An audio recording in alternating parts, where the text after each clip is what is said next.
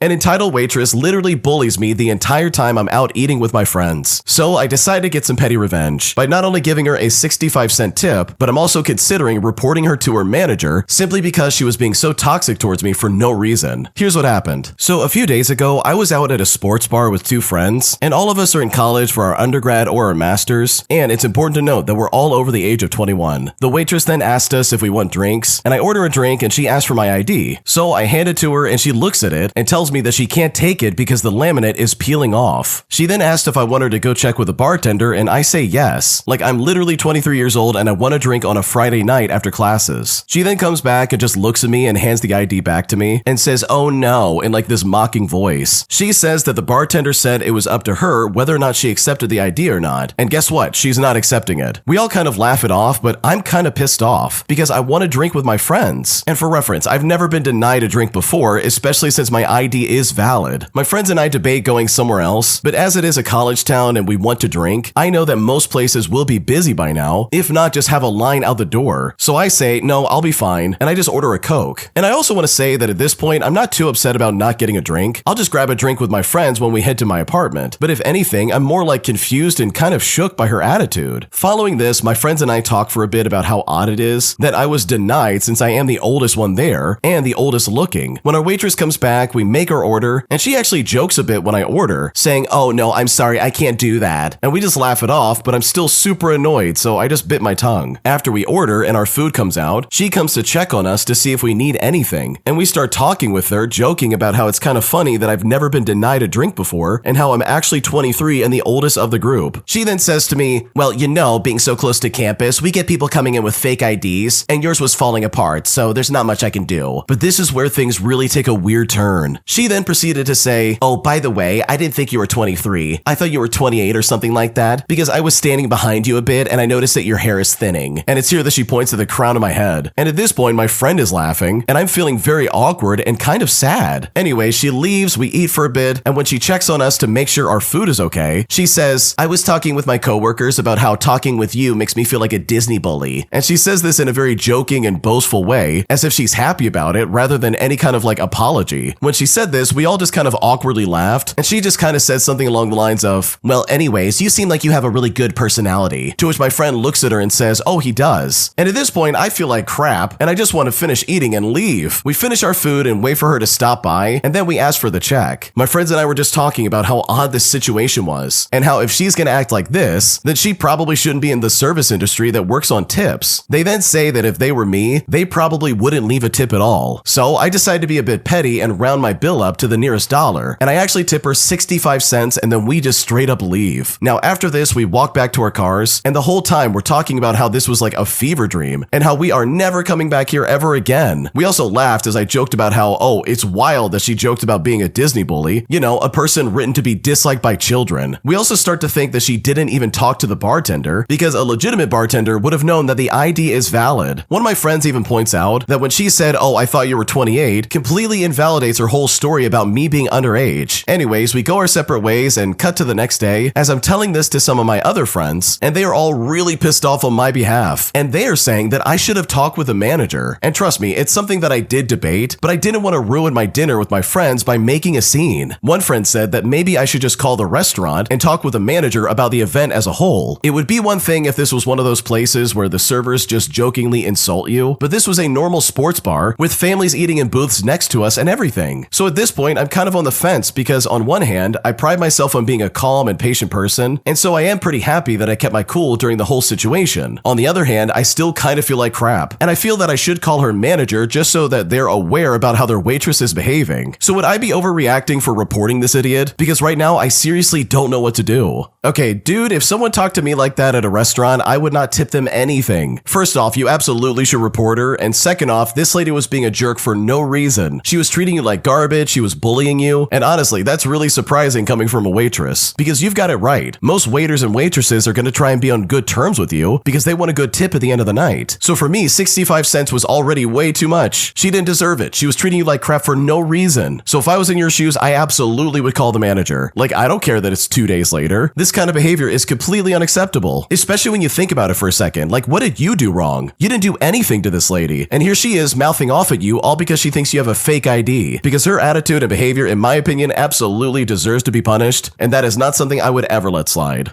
If you like Am I the Jerk, you're probably going to love Am I the Genius. Check it out, link down below in the description. Also, go to amithejerk.com/submit if you would like to submit your own stories. Am I the jerk for refusing to drive my dad to work after he yelled at me for being supposedly unreliable? Because right now, even my mom is getting involved, saying that I should just drive him to try and keep the peace. And at this point, I seriously don't know what to do. Here's what's going on. So my dad recently lost his car for a few weeks due to repairs, so he asked me if I could drive him to and from work since our schedules are similar. Now, I agreed because I figured it was temporary and I wanted to help out. For the first week, everything was fine, until one morning I woke up with a migraine. I barely got out of bed, let alone got behind the wheel. I texted him that I couldn't drive safely and that he would have to get a ride from a coworker or call like a rideshare. Well, I sent the message, but he never responded. When he got home that night, he slammed the door and started yelling about how unreliable I am and how he can't depend on kids these days. I tried explaining that I literally could not drive without risking an accident, but he said that I was exaggerating and being dramatic. I ended up crying and leaving the house for the afternoon just to cool off. Well, the next morning, he acted as if nothing happened and asked if we could leave early because he wanted to grab breakfast before work, but I told him that he should find another ride because I was not comfortable driving him anymore after the way he treated me. He then got quiet and said that I was punishing him and holding a grudge. And now he's upset and my mom thinks that I should just let it go for the sake of keeping the peace. I feel guilty but also don't want to be yelled at again, especially for something out of my control. So am I the jerk here? Because this situation is incredibly frustrating. No, you're not the jerk here. You literally couldn't drive, like you had a migraine and it was just going to be a bad time. And in my opinion, if you don't feel safe driving, then holy crap, I do not want to get in the car. But the way he reacted to this is just completely over the top. If he's gonna sit there and say all these horrible things to you, then congratulations. I'm not gonna give you a ride and I'm not gonna help you out, which in my opinion, I think is absolutely the right move. My boyfriend is currently unemployed and he has been for a long time. And it's starting to bother me so much that at this point, I'm considering breaking up with him because right now I don't know what to do. Here's what's happening. Okay, so we've been dating for a little over 6 months and my boyfriend is nice, kind, and funny, but the job situation is becoming a growing concern. He couldn't find a job after community college, so he went back for his bachelor's degree in the same field and graduated this spring. It's been about 9 months and he's only landed a few unstable gigs. And when we first met, I didn't mind, as I know it's tough to land your first full-time job in this economy. But my mom warned me early on that he's 29 years old and has never had a serious job, but I still wanted to give him the benefit of the doubt. At the time, he wanted to land a job in field A, and I was supporting that and suggested that he try networking events or coffee chats. Well, when things got a bit more serious in August, which was about 3 months into dating, I had a direct conversation with him, and I learned that he had only applied for a few dozen jobs. So I encouraged him to apply to everything, and I told him that in the long run, I don't want to be the breadwinner. I don't need him to be super ambitious, but I need him to have a full-time, stable job, so eventually we could build a life together. Well, he was quite receptive and even challenged himself to get a job by mid-September. Fast forward to October and still nothing, but he's applying to more jobs and doing online certifications and told me that he wants to be in the same field as his mom, which I will call Field B for the sake of the story. It's now November and he's telling me that he wants to switch again to Field C, which would be a third option, the field of work that his brother's working in. I then asked him, well, what's the job market and career path for that line of work? And it's here that he literally had to Google and read some kind of like AI summary to me. But I began to think that he wants a job, but he doesn't want it that bad. He's not going to networking events or coffee chats or even talking to recruiters. He's not even willing to pick up retail jobs. He lives at home and has a pretty good relationship with his parents, so all of his expenses are covered, and he's very comfortable with his current living situation. But here's the thing, I am career driven. I just finished graduate school and I have a demanding job lined up, and I'm honestly feeling bothered by his lack of employment, and I'm feeling a real mismatch in ambition. Part of me really does want to have a serious talk and maybe give him like another chance, but another part of me thinks that my mom is right. My biggest fear is waking up 10 years from now, realizing that he still doesn't have a stable job, and I'm financially supporting him and essentially parenting him. So it really begs the question, like, should I break up with this guy or not? Because right now I don't know what to do. Okay, honestly, this guy's never had a full-time job and he's like 29 years old. Like, holy crap, that's a big red flag. I don't care who you are. Like, I totally understand he's kind of like in between a bunch of stuff, but that's like hardly an excuse when it comes to like actually working. He could get something, literally anything in the meantime, and still apply to jobs that he wants to work while working the crappy retail job that he probably wouldn't want to work. So I don't know if you should break up with him, but I do think this is something that absolutely needs to be addressed, because this, in my opinion, is a giant red flag.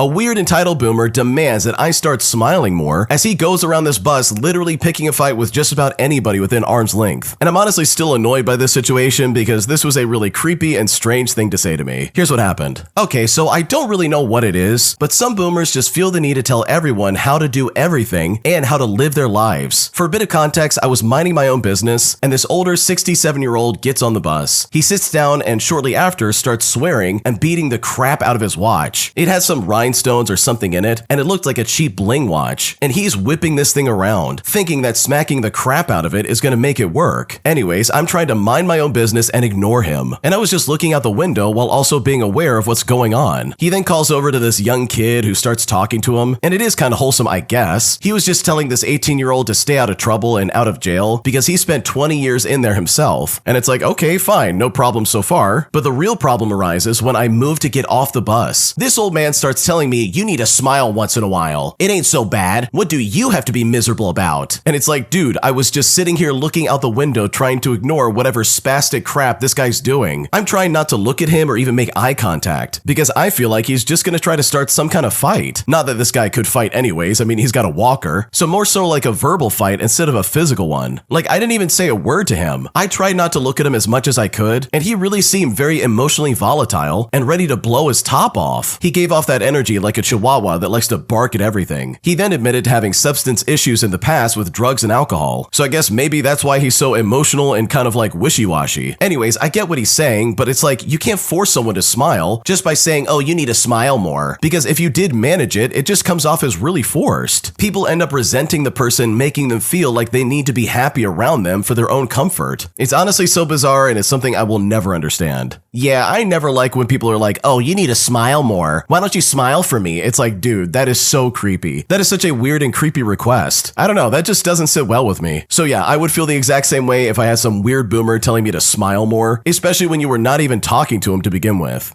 Am I the jerk for crocheting and knitting in the middle of my office meetings, just so I can try to focus more when I'm in meetings? But despite the fact that my managers and supervisors are okay with me doing this, I have this one colleague that is literally losing their mind over it, saying that they're gonna get me in trouble if I don't stop right away. And at this point, I'm really not sure what to do next. Here's what's going on. So I work in a mainly office setting, and we have a lot of meetings, video conferences, and online training, which is primarily in video format. I've always needed something to do with my hands, thanks to ADHD, and if I don't, then I cannot really focus on things that isn't reading properly. Now, I've been crocheting and knitting ever since I was little, and it's something that I do a lot while I'm at home watching TV and movies, because seriously, it helps me focus a lot. In university, I used to crochet and knit in lectures because it helped and no one seemed to have any problem with it. In fact, the lecturers actually encouraged it when I asked, and said that as long as it helped me focus, I could do whatever I wanted. So I decided I was going to take it into work with me to see if this would help me focus more in meetings, because seriously, I do not want to get distracted during them. And for reference, these are very long meetings, going up to like 4 hours sometimes. And usually I mentally check out within like the first half hour. Now, I had brought up in supervision that I had trouble focusing, and my manager was actually the one that recommended I find something to do with my hands, and they were actually the one to give me the thumbs up to like do this. Well, needless to say, it worked. I was able to focus a lot better and be more involved in meetings because I wasn't drifting away. But recently, a colleague came up to me and told me to stop. He said that it was rude and disrespectful towards everyone in the meeting, as well as towards our service users, whom the meetings are generally about. I tried to explain that it actually helped me stay on track, as well as remembering more of the information about our service users, but he simply held his stance firmly. And it's not like I'm not participating at all. I don't need to look down at my knitting or crocheting, because I've been doing it for so long, and I bring in pieces that are simple and mindless to do. I will also put it down to write or like type up notes, and if I'm talking. Well, my colleague said that he's gonna bring this up to the higher ups if I continued, even though I had literally already cleared it with my manager before I started doing so, which seriously is getting me really worried right now. So am I the jerk in this situation? Because right now I really don't know what to do.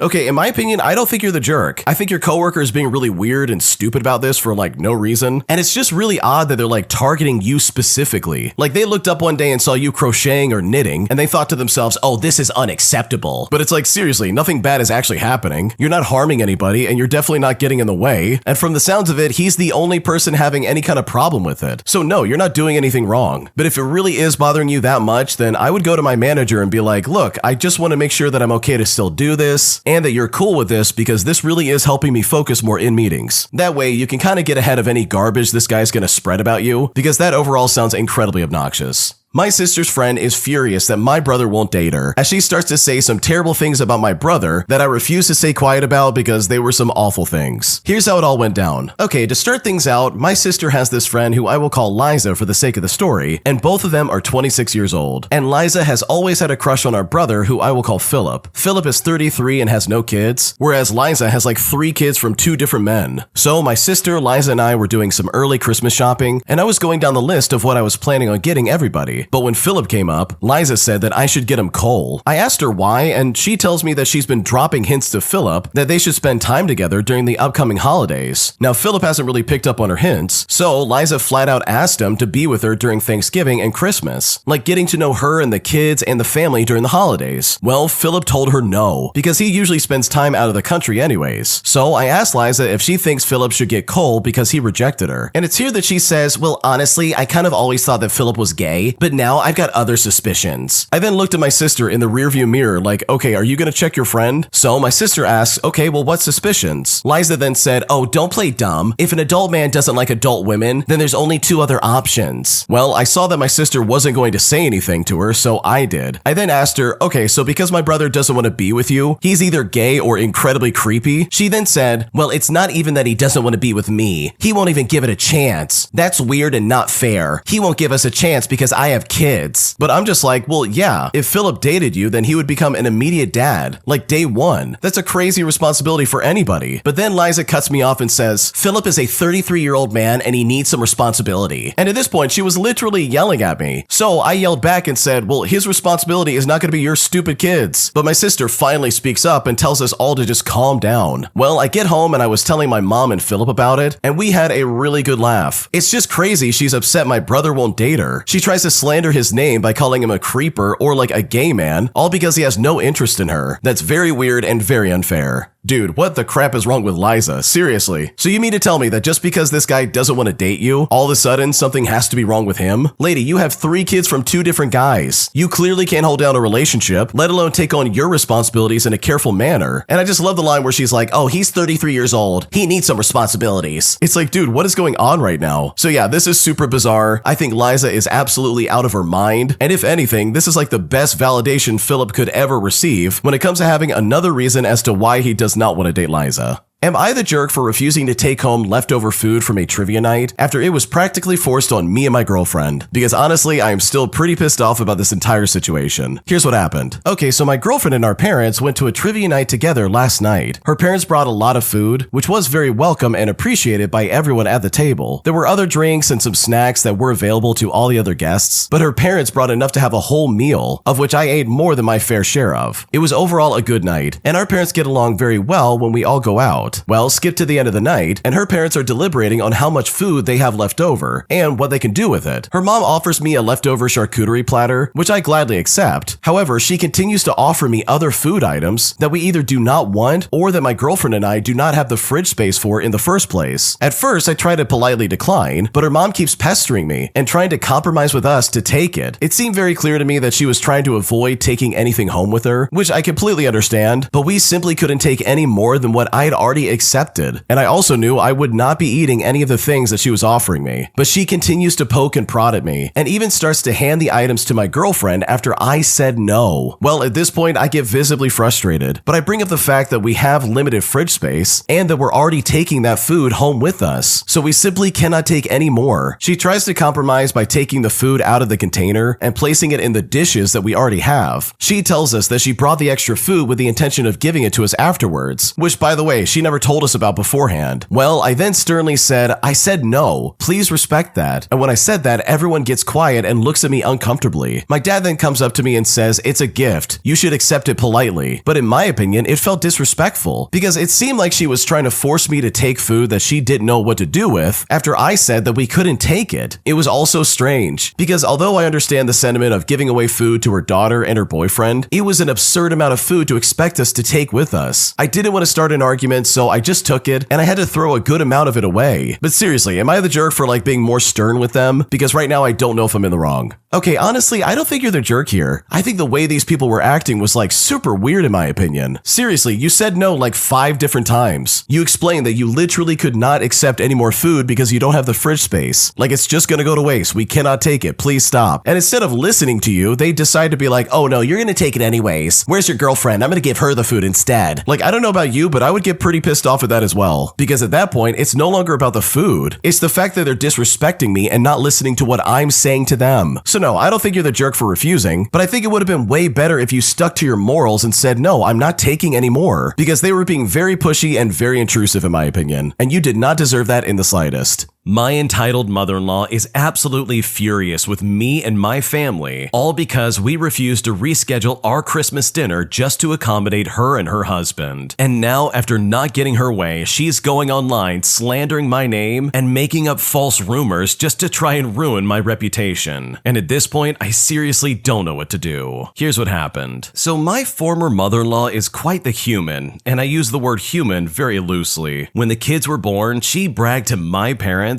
that she would get to be the one hanging out with the kids, watching them grow and all of that. And this is because my parents lived in another country at the time. And the day my parents got on a plane to go home, my mother-in-law disappeared as well. She did the same to her own son when he was born, so again, not very surprising. From what I gather, while I was married to her son, she was a major absentee mom that left him with whoever for months at a time. It messed him up so very badly, and unfortunately for me, he hides it well. This woman has never been there either for her son, who is my ex-husband, let alone her grandkids at all. She is such a selfish jerk. I doubt she's ever had a thought about anyone but herself. Her son is an absentee dad as well, and there's no surprise there really. He learned that trick from his mother. So it's been myself and my long-term partner and his amazing family who has raised these kids together for the past 13 years. The odd Christmas, every so often, we would get a call from my former mother-in-law asking if I'd bring the kids to her. It's not terrible as she lives about 30 minutes away from us, but it is only 30 minutes and she has never made an effort to see them at our home, even though she's been invited every single year. And every time we arrive at her home, she's drinking. Her husband is always drunk and gets mean at the drop of a hat. They then make comments comparing my partner to her son. So it's incredibly uncomfortable to say the least. And it's worse when my partner doesn't come with us. That often left us scrambling to attend 5 Christmas dinners over 2 days. And this means that we had to leave our big family dinner early or arrive super late because she and her husband refused to reschedule for even an hour before or after. The big family dinner has happened for the past 60 on the same day at the same time and has over 90 people attending it. This thing cannot be rescheduled. Meanwhile, her dinner is us showing up at 5 o'clock to a cold and half-eaten meal because they decided to eat early and not tell us. Other than the 4 of us, they are the only other attendants. I mean, her son won't even go, which is how I got roped into this every year. The last few years have been very rough with my grandparents passing on and my own parents becoming incapacitated, so the Christmas dinner crawls was dwindled to a more reasonable 2 dinners. It was going to be dinner with my parents and my partner's family. Well, this morning at 7 a.m., my former mother-in-law called and demanded, no, she didn't ask me, that she and her husband see the kids who are now nearly grown. The kids say no, they don't want to go there this year, and said that she could come here for our dinner instead. I obviously don't like her much, but I do try to hide it well for my kids' sake, and she is my kids' grandmother, and as such, they have every right to include her to a dinner in our home. They also invite their dad every year, though he usually spends the holidays drunk and high, crying to whoever will still listen to him babble about how lonely he is. Yes, he is just as ridiculous as his mother, he just hides it much better. So we told her she's welcome up so long as she and her husband are not drinking. We've been through that enough with my ex, and we have no alcohol at home because of it. She agrees, though you can tell that she's not happy about it. I tell her we will be sitting down at around 5 o'clock p.m. Well, when I said that, she lost her mind, claiming that it's ridiculous that grown adults can't have a drink with supper, and states that's what time she sits down with her husband to eat. She says to me, "You can just change it, right?" I said to her, "No, go. We have 8 people eating, 4 of which are traveling over an hour to get here, and I'm definitely not going to be messing with their schedules to accommodate 2 people who have never once accommodated us. Now, I said it in a much nicer way, but I'm sure you could tell I was on the verge of laughing at this lady. Well, she got angry. She hung up the phone and now has started posting on social media about how I refuse to allow her up so she can give her grandbabies their gifts. And I just have to say, she and her son are well off and play the extravagant gift game well enough to keep my kids interested, which is just another form of toxic manipulation. But the kids don't see it that way just yet, so we say nothing. But the joke's on her though, because apparently I'm not the only one that notices the awful treatment of myself, my partner, or my kids over the years. My inbox is now being flooded with messages on my side, sending me screenshots of what she's calling me and my partner, telling me that she's toxic and how she steals photos from my social media and pretends like she sees my grandkids more than once a year, even though she can't tell anyone what grade they're in. Every message warns me to keep my kids away from her and her son because they are terrible people. My former mother-in-law is on my social media, but I must have blocked her because when I look, there's nothing there. I mean, not even her name shows up in searches anymore, and I'm honestly really happy about that. This was the best Christmas present I could have expected this year after 2 very hard years. So thank you, Santa, for allowing the trash to finally take itself out this holiday season. It's been a very long and frustrating 14 years, and I appreciate it more than you'll ever know. Yeah, that lady sounds like a nightmare to deal with. She seems like the kind of person where if she doesn't get her way, then everybody else is gonna have to suffer because of it. And then add on the fact that she's like not at all accommodating in the slightest and expects you to do everything she wants you to do, all because she's either too lazy or just neglectful. That's just super weird and just really toxic. So I can see why it would be like a really good Christmas present that you don't really have to deal with her anymore. Because I know if I was in your shoes, I would be miserable having to deal with her every single year. If you like Am I the Jerk, you're probably going to love Am I the Genius. Check it out, link down below in the description. Also, go to amithejerk.com/submit if you would like to submit your own stories. Am I the jerk for kicking my sister out for Thanksgiving dinner when she announced my pregnancy without my permission? Here's what happened. So with my family, we have a tradition. When my siblings and I grow old enough and get our own houses, we decide who will do Thanksgiving dinner at our house. I have 2 other younger siblings. The middle child is John and the youngest is Sarah. John and Sarah are not their real names. Well, this year I was chosen and very excited because I was pregnant. Now, only Sarah knew because I told her, and I warned her not to tell other family members, and she promised not to tell. This will be important later on. Well, fast forward to Thanksgiving Day and my house is decorated head to toe. My husband and I spent a lot of time on it. Family members started coming, and my plan was for me to announce my pregnancy when we were all eating dinner. Now, none of my siblings were married yet since I was the oldest, and when Sarah came through the door, I whispered into her ear, and Sarah swore that she told nobody. And I was just really thankful that Sarah did not spread the word and let anybody know about the good news. Our family talked for a while about the internet, and then we sat down to eat. We prayed and said our usual grace before we ate, and I thought about announcing my pregnancy in the middle of us eating. Well, that's when Sarah suddenly stood up and all eyes were on her. She said, "Everybody, she is pregnant," and then she pointed at me. Everyone in the room looked at me and started cheering, but before they could celebrate, I had to step in. I shouted at Sarah that I wanted to tell our family myself. Sarah ruined a special moment for me. It was a one-time chance. Sarah said it was an accident and she said she was sorry, but I didn't listen to her and I ended up kicking her out. My mom was honestly making it harder for me. She said to me, "Seriously, it isn't a big deal. You can do this again." My dad was also trying to stop me from kicking Sarah out. He said to me, "This is a family dinner and Sarah is sorry." After Sarah was out the door, everyone stayed quiet. Now afterwards, Sarah is still trying to reach out to me, and she is really regretful for what she did, but I haven't responded yet. So am I the jerk for kicking my sister out of Thanksgiving dinner after she ruined my pregnancy announcement? What should I do? Wow, your sister is super toxic. I can't believe she did that to you. Like, you told her this secret in confidence. You really expected her to keep her mouth shut. But then Sarah just swoops in and literally ruins the moment right then and there before you could even have your moment about your pregnancy. And personally, I think that's just completely unacceptable. And I think if I was in your shoes, I would probably kick her out as well. all. So I don't think you're the jerk at all. I think what Sarah did was completely out of line. And any of your family members who are trying to defend Sarah for what she said and be like, oh, it was just an accident, those people, in my opinion, are also completely wrong. Am I the jerk for telling my father-in-law not to make comments on my medical care? Here's what happened. So for a bit of context, my husband and I are currently living in my in-laws' basement. We have been living here since February, and we moved in with them because my husband got a new job closer to them, but there were no rentals available. So his parents decided to let us temporarily move in with them. Now, shortly after we moved in, I started having some medical issues. My husband ended up having to quit his job to take care of our toddler because I was no longer able to. My in-laws were okay with us staying indefinitely and have watched our child while I'm at appointments. I am a very private person. However, out of respect for my in-laws, I always let them know how a doctor appointment went and what the current next steps are. Now, I admit, I haven't exactly stayed on top of some of my medical care this year. By that, I mean I haven't always followed up on calls as fast as I should, and I've been in non-stop pain most of this year and spent a couple months in autistic burnout. So my brain hasn't exactly always been the clearest. My husband has ADHD and became not only our child's full-time caregiver, but mine as well. So his brain hasn't exactly been the clearest either. Occasionally, my father-in-law would text or email me things he thought I should be doing. He would almost always word it as if, here's an idea for you, and then proceed to list his opinions. The first few times I said thank you, I will consider it, and then I just ignored it. The reason being is that most of his opinions go directly against my capabilities or don't line up with the plan my husband and I already made. Eventually, I asked him very nicely to let me make my own decisions about my medical care. For a while, he stopped and then he slowly started up again. I really tried to ignore it, but then today he texts me telling me once again the steps he believed I should take next. So I responded by saying this: I understand that you're trying to help me, but please stop. I have not asked you to do this and I don't want you to do this. I share my health journey with both you and your wife out of respect. It is literally December 21st, and right now I don't care to chase after doctors with it being so close to Christmas. I am an adult, and what I choose to do or not do with my medical care is up to me. So please refrain from making any comments unless you are specifically asked. Later on today, my father-in-law approached my husband to let him know that he was mad and he needed to vent to him. My husband told me that it very much felt like his dad wanted to give me a piece of his mind. He said this because his dad has told him earlier this year that there have been times he has wanted to say things to me, but didn't because he didn't want to lose his relationship with our family. I was quite surprised to hear this because I didn't think what I said was rude or mean. I felt like it just stated my boundaries. So am I the jerk in this situation? What should I do? Yes, I really do think you're the jerk in this scenario. Here's the thing, you're not doing anything with your life. You're not doing anything to improve your health, and neither you or your husband have a job. And I totally get it. Your in-laws are letting you live in their basement. And I'm willing to assume that the both of them were wondering, well, what are their plans? You say you have plans with you and your husband, and that you're an adult and you can make choices on your medical care, but the only choice you've made is to not do anything. Like, based on what you said in this post, it basically sounds like your choice is, well, we're just not going to do anything. And instead, I'm just going to list a bunch of excuses as to why we're not working, and then ask the father-in-law to mind his own business, even though he's really concerned because you haven't done anything. I don't know if that comes off as harsh, but like, seriously, you've done nothing to improve your life. So yeah, in my opinion, you're absolutely the jerk here. Your in-laws have been super patient and you've done nothing to improve your life or better your situation. And I don't think that's fair for your in-laws in the slightest. An entitled Karen's purse gets stolen at our store. And after trying to blame us for stealing it or not doing enough to prevent it, this entitled Karen threatens to sue us at the store for not doing our job. Here's what happened. So this happened back when I was an assistant retail supervisor at a thrift store, and let me tell you something, this was very bizarre. Every morning we'd have a whole mob of people waiting outside the door to get in because they wanted to be the first to get their hands on whatever new thing that was put out. One woman in particular came in about 5 days a week, generally 2 to 3 times a day, coinciding for when the production crew rolled out their carts with new items. She, along with many others, was a reseller. She was an issue just about every single day and was very close to becoming banned, but always just managed to tiptoe over the line because, as it turns out, there was a worker there that would warn her anytime she was about to get in trouble. She also didn't like me because she liked to rip or cut the tags off of items and would lie about the prices for similar items, and I would be the person that would not let her get away with that. So one day she comes in, gets her purchases, and leaves. She takes her cart out and leaves it outside in the parking lot, as you do, and later comes back to find that the purse she's left in the cart outside the store is now gone. Now first, she accuses us of stealing it, but we've got nice cameras and the police are called and the evidence is handed over, with her purse eventually being found and returned. Now you would think that that would be the end of it, but no, of course it's not. For the next several weeks, she continues to come in as normal, but this time she is telling every customer within earshot that we allowed her purse to get stolen, that we didn't do our due diligence, and that she was getting a lawyer and was intending to sue us. Unfortunately, management said if we banned her now, it would look like retaliation. Then the regional director got involved, said something about her threatening a lawsuit meant something or another, and if she continued speaking to other customers about it, we could finally ban her from the store. Well, of course, her little friend got into her ear and she finally shut up about it, so once again, we were unable to ban her. Now, the best part about this is that she was so mad about us not doing anything to stop it, but we found out when the police found the guy who stole the purse, he had a weapon on him. And trust me, lady, I'm not about to expire for your stupid purse. Yeah, customers who act that way are super annoying, especially when you're working the register and you see them like skating around the system. Like they're very clearly just trying to like catch a deal or something like that by like messing with the tags. Also, they could just try and get like what, maybe $5 off of what they're buying? Like seriously? Is that really gonna break the bank? Like that's just super annoying. And the original posters got it right. Like they only want it cheaper so they can resell it online. And don't get me wrong, there's nothing wrong with that. Like, hey, if you make money doing that, go for it. But purposefully damaging merchandise just so you can get like a better price, that's crazy to me. Not to mention her purse going missing and her being like, oh yeah, I'm gonna sue you, this is your fault. But like, what did she expect the employees to do? You're expecting hourly workers who probably make a little bit above minimum wage to go chasing after your stupid purse? Oh, and by the way, this guy had a weapon on him? Like, there's no way that's happening. And also, who in their right mind would know that she lost her purse without her saying something in the first place? It's just one big cycle of like blaming somebody else for their own stupidity. It's honestly annoying. So maybe at some point you can get this lady banned, or at least find the employee that's like ratting out your plans, because I can imagine dealing with this lady on a daily basis must be miserable. And I know if I was in your shoes, I would be very annoyed very quickly. My entitled biological dad has treated me terribly my entire life. And after a lifetime of dealing with that, I finally put my foot down and told him exactly how I feel. Here's what happened. So my biological dad was never really around when I was a child. He was an alcoholic and spent any free time drinking or passed out from drinking. He was never physically awful, but he did many things that traumatized me for life. Once my mom finally left him, he had no contact with us for years. Luckily, she eventually met an amazing man that became my stepdad and the man that will always be my real dad. And this will be important later on. When I was 15 years old, he tried to come back around, and a few months into this new man act, my mom asked him to take me to the doctor for an extremely painful foot infection. I was prescribed pain medications and sent on my way. Well, he went and got my prescription and kept every last pill for himself. He knew I would tell mom, so it was another 15 years before he came back around again. Now, he really seemed to try this time. We took things slow and actually began forming a real relationship for the first time in my life. On Christmas 4 years ago, we planned for him to come stay with me and my boyfriend. Well, he canceled last minute, but I told him it was okay and we'd see him another time. But that was apparently being too harsh, and he then went no contact with me. I mean, I don't know if I was supposed to beg him to come along or what. Well, 2 months after Christmas, my now husband proposed. It was a quick engagement. We were engaged in February and married in June, and it was an extremely small wedding. I sent my biological dad an invite and didn't even get a response. Either way, I planned on having my stepdad walk me down the aisle. He was the only one that raised me and dealt with the awful stuff I had from my childhood. He was the only one who was always there for me no matter what. Well, when my biological dad found out, he flipped. He disowned me, told me what a horrible daughter I've always been, and according to him, I've done things that are just as bad as what he's done, which by the way is just a flat out lie and proves how delusional he really is. It's like a slap in the face for him to not be able to walk me down the aisle. He rewrote my entire childhood like he was some sort of saint and deserved to have these father-daughter moments. But I let out all of the anger I had for him right at that moment, and I told him exactly how I felt all these years. And after that, we haven't spoken since. My wedding day, though, was the most special day of my life for more than one reason. My stepdad walked me down the aisle and was beaming with pride. He was so thrilled that I asked him. But 5 weeks after the wedding, I get a phone call that shook my entire world. My stepdad was admitted to the ICU and it wasn't looking good. And then he passed away 1 week later. My wedding was our family's last time getting together, and I'm so thankful that I have those memories to cherish and that I didn't allow my biological dad to ruin one of the last moments I got with my real dad. Wow, that's a really sad ending, but honestly, you did the right thing. Like, first of all, your biological dad doesn't sound like a good person at all. He was stealing pain medication from you behind your back, and he did awful things to you when you were a child. Like, this guy is clearly a massive piece of garbage, and I'm kind of glad that you had a stepdad to step in and literally be there for you, because your biological dad failed you completely. And even when you were older, he tried to like rewrite the entire history of your childhood and act like, oh no, you're just as bad as I am. But it's like, dude, you're completely delusional. That is not the case at all. So I'm really sorry that you lost your stepdad, but seriously, I'm so glad you got to have that moment at your wedding, because it would have been a shame to have your biological dad steal that moment, especially when you didn't know that your stepdad was so close to passing away. An entitled Karen threatens to get me and my manager fired after she accumulates over $130 in bank fees on her bank account. And despite the fact that we tried to explain to her exactly how those fees came about, she still was not having it, but instead decided that she was going to make our lives a living nightmare. Here's what happened. So I work at the Woodforest National Bank, and for those who don't know, it's a bank based out of Texas, located primarily on the East Coast inside of a Walmart. And this story happened about a month ago. One of our usual entitled Karen customers comes into the bank demanding that we print her a new debit card because she lost her old one. Now, we issue debit cards the same day, so long as they pay a debit card fee, $10 for a reprint or $15 for a new card. And that fee is waived on certain accounts. Now, a reprint was a simple task, so I print her card and send her on her way. She then walks back into the bank because the last two numbers were slightly rubbed off. And this is due to how the machine prints the cards, and it is pretty common. The entitled Karen looks at me and says, "I want you to print this card again." I look at her and I ask, "Is it not working?" She says with a scowl, "Look at the last two numbers. Other banks don't give me cards with rubbed off numbers." I apologize to her and I say sometimes that happens with a machine. It rubs part of the numbers off when activating the chip. She simply says, "I don't care. It looks terrible. Do it again." I explain to her that, "Ma'am, I don't think this is a good idea. We really don't have control over how the machine works." This entitled Karen then raises her voice. She says to me, "I don't care what you have to do. Just print my card again so it looks nice." She then takes a pair of scissors and cuts up the card into tiny pieces in front of me. "Print this stupid card right now, or do I have to close my account and contact your manager?" Now, this specific market manager isn't someone you would know unless you have had a conversation with him before. So it's obvious she's trying to name drop him to get me to shut up and comply. So I decided to maliciously comply and get back at this Karen in a way she will never forget. I turn over to my manager and he gives me a nod. I then put on a devious smile and I say, "Absolutely, ma'am. But to ensure this won't happen again, we will need to change the numbers, so I'm gonna need you to sign some things." The entitled Karen looks at me smug. She says, "See, was that so hard?" We then spent the next 10 minutes printing out new cards until we get one that doesn't have the numbers slightly rubbed off. Each time the card isn't to her liking, she cuts it up and says, "Do it again." So I just smile and I say, "Sorry about that, let's try again." And I did this until 8 cards later, and she finally gets a card number that isn't rubbed off. She looks at me and says, "Finally, this card looks great, thanks." She then just leaves with a smug grin, thinking that she won, and leaving us with her massive pile of cut up debit cards. But what we forgot to remind her of is that having a completely new card generated outside of fraud or expiration would cost her $15 to be deducted from her account. This was made clear at account opening, and since she signed off on having all these new cards printed, there was nothing she could say. Normally, I try and help people avoid bank fees, but in this case, this entitled Karen had it coming. Fast forward, and a couple of days later, she comes storming into the bank looking angry. She looks at me and says, "What did you do to my account?" I responded by saying, "I'm sorry, ma'am, but what seems to be the problem?" She says to me, "There's a bunch of debit card fees on my account. What did you do?" I responded it by saying, well, every time you had me print a new debit card for you the other day, a $15 fee was charged to your account. The first one where you only had me reprint the card number was only $10. When I said that, this entitled Karen lost her mind. She said to me, you need to reverse these fees right now before I call your manager and I get you fired. Now, at this point, my manager steps in. They greet this Karen by saying, hello, ma'am, what's the issue? But this entitled Karen goes nuts. She starts screaming, your stupid employee tricked me into paying over $100 worth of fees because he kept messing up my debit card. My manager said, ma'am, can you please not yell? Also, I was there. You demanded we print you a new debit card because you didn't like the numbers being rubbed off. We have your signature on these forms stating that you wanted these cards to be printed, so I will not be reversing these fees for you. This entitled Karen then screams that she wants to close her account, but the manager comes back with the greatest comeback on planet Earth. Okay, but first you need to pay off your negative account balance as well as your line of credit. This entitled Karen then screams, just give me your market manager's number this instant. And that's when I chimed in and said, sorry ma'am, but we aren't at liberty to just give out his numbers like that. Here's the number to the customer service if you would like. Now this part is true, as he's instructed us not to give his number out to any customers who ask. The only people who need his number already have it. She takes the number and screams, I'll have your jobs for this. She flips us off, kicks over a chair, and then storms out. We get a call from customer service later on about the incident, where we explain everything and scan over all the signed debit card applications. Also, she had us print 8 brand new cards and the reprint. That cost her about $130 in fees because she demanded a new debit card. The best part about it is my manager likely would have just waived the original $10 fee had she just been nice and asked us. But instead, she decided to be a Karen. And if she wanted to act like that, then truly there was nothing I could do to help her. Wow, that Karen was definitely acting like a Karen. She was being super aggressive over numbers being rubbed off your card. And trust me, I get it. You want it to look nice. But to literally cut it up in front of an employee for like, what, 8 times in a row? Also, you can get the perfect card? That just seems really weird to me. So good for the original poster for getting back at this Karen. Because based on the way she was acting, I feel like this interaction was definitely inevitable. If you like Am I the Jerk, you're probably going to love Am I the Genius. Check it out, link down below in the description. Also, go to amithejerk.com/submit if you would like to submit your own stories. Am I the jerk for canceling my aunt's invitation to my wedding, even after she traveled the world just to attend it? Here's what happened. So my husband and I got married 3 weeks ago. My husband is from South Africa, but I'm French. So our wedding in the Savannah in South Africa was a huge trip for the 13 French guests. We rented a beautiful lodge where we see lions and elephants and so many other things. And to thank everyone for coming all this way, we rented it for 2 days. The first day would be for the wedding and the second day would be for the pool party. We only invited 30 people and it was the people that we love. Now, I had a huge argument with my aunt 8 years ago and we cut ties ever since. But during the invitations, I thought about how close we used to be and I decided to invite her. There was no +1 for anyone, so I only invited my aunt, not her partner or her kids since I barely knew their names. My aunt said she was happy but insisted that we invite them as well. I told her no, but my mom teamed with her and pressured me a lot during the year. I explained that the ceremony meant everything to us and that we only want people we love to be present. But my aunt booked flights for her, but also for her family. She said it was a family trip, but added that she heard some of my guests canceled, and so there is now space for her family. I told her that it would not be happening, but that her family could join us for the pool party the next day. After that, I got even more pressured by my mom into inviting them for the wedding itself. And this is because they're coming all this way. But I kept refusing, and I tried to finish my dress without my mom. On the big day after the ceremony, my husband and I left for an hour in the Savannah with the photographers to make a few photos. As soon as we came back to the lodge, my aunt came to me smirking, and in her arms she was holding her kid with her partner standing behind her. Now, I'm not the scandal type, so I didn't know how to react. I kissed the kid hello and I shook hands with her partner. I immediately felt sad for not defending myself. I then heard my mom and grandma telling my aunt about the extra chairs and food we had and that her family must stay for dinner. My sister lied to me, saying we don't have enough chairs because some are broken. So my aunt announced that they are leaving. I asked why they were leaving. She was supposed to stay for dinner and they are only 5 minutes away. She replied that she never intended to stay for dinner, but that she will spend time with us when they come back tomorrow for the pool pool party day. And honestly, I was shocked. And you know what? I replied that I had a change of plans and that she and her family could not come for the next day anymore. My mom, who was usually lovely, absolutely lost it and told me that I had no right to cancel my aunt's invitation to the pool party. But I reminded her that we paid for the whole wedding ourselves and that she has no say in who I host. And that's right when I walked away. But she yelled at my back in front of everybody. She was screaming that the conversation was not over and that I better come back. My sister had to physically bar my mom from running after me. But still, I stood my ground and I kept my aunt from coming back the next day. So honestly, am I the jerk here? What should I do? No, I don't think you're the jerk at all. I think your aunt and your mom were really conspiring against you, and they basically tried to